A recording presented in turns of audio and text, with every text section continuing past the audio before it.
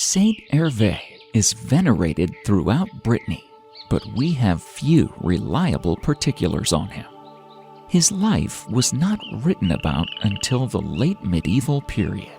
All we really know is that he was a hermit in Brittany, where he is still highly venerated, and where Hervé is one of the most popular names for boys. Hervé's father is believed to be a British bard named Hyvarnion, a pupil of Saint Cadoc, lived at the court of Childebert, king of the Franks. After working many years for the king, the bard took permission from the king to visit his native land. One day, as he was riding through the woods in Brittany, he heard a young woman singing. The sweetness of her voice made him curious, and dismounting from his horse, he made his way through the trees. He finally found the owner of the sweet voice. There she was, gathering herbs near a pond. For a moment, Hyvarnion stood and gazed with open mouth and happy eyes. He approached the woman and asked her what the herbs were for.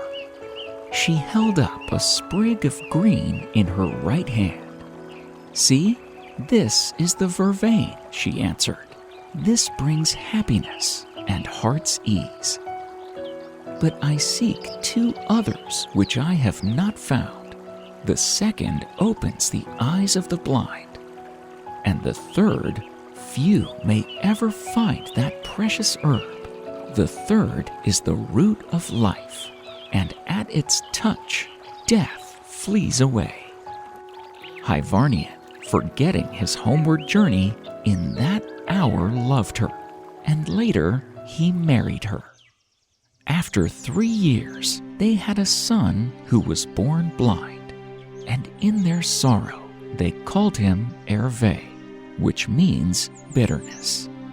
When he was 2 years old, his father died, and the mother, Revanon, and child were left poor and friendless.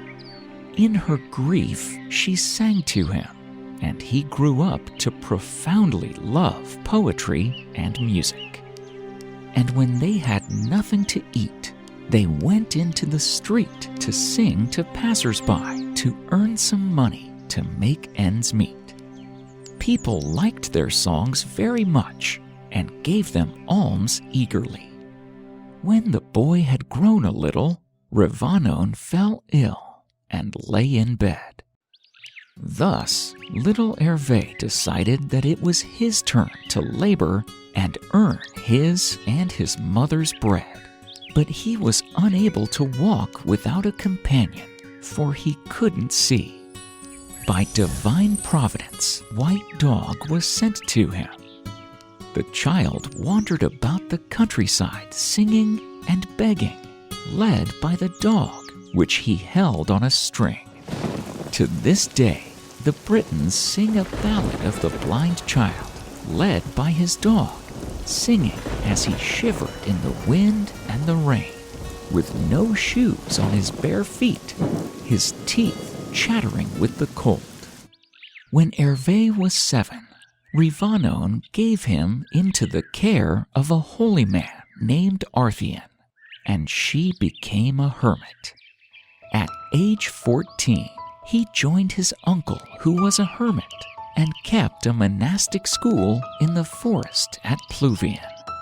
His uncle welcomed him, and soon Hervé had such a love for prayer and monastic life that he never thought of choosing another path in life. Soon it emerged that Hervé, despite his blindness, surpassed all other students both by his abilities and diligence. Upon his uncle's death, Hervé became the abbot. Every morning, the children gathered to be taught by their blind master. He instructed them in music and poetry, and above all, in the Christian way of life. "When you wake up in bed," he said, "offer your hearts to the good God, make the sign of the cross and say with faith and hope and love. In addition to his teaching, Hervé worked the fields near the school. One day, he was working on plowing the field with other farmers.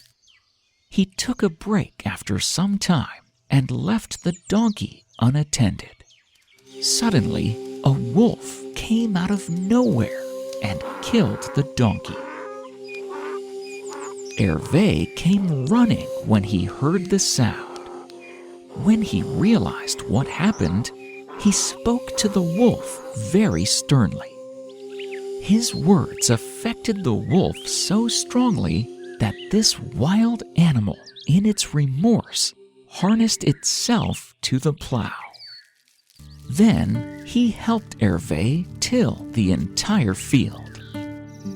From that day, the same wolf served Hervé instead of the donkey and pulled the plow itself. It slept in a cowshed together with oxen and was as meek as a lamb.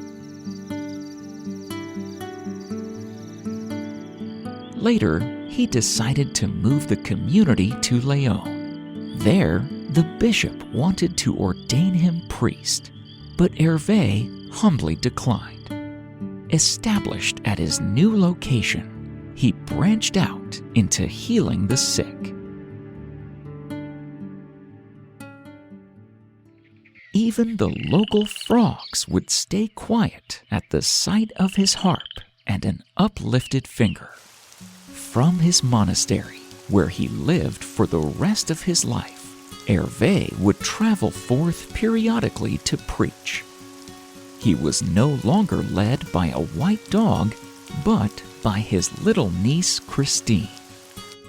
She lived near him in a cottage of thatch and wattle, built for her by the monk.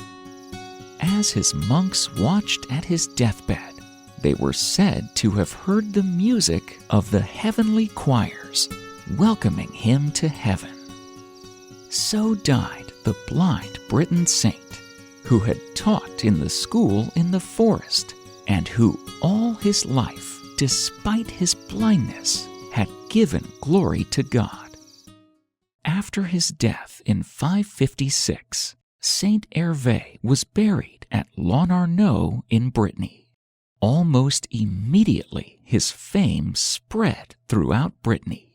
Today, his feast is celebrated on June 17th and considered the patron saint of the blind, bards, and eye disease. Saint Hervé, who, even though blind, saw God's love in all creatures, pray for us.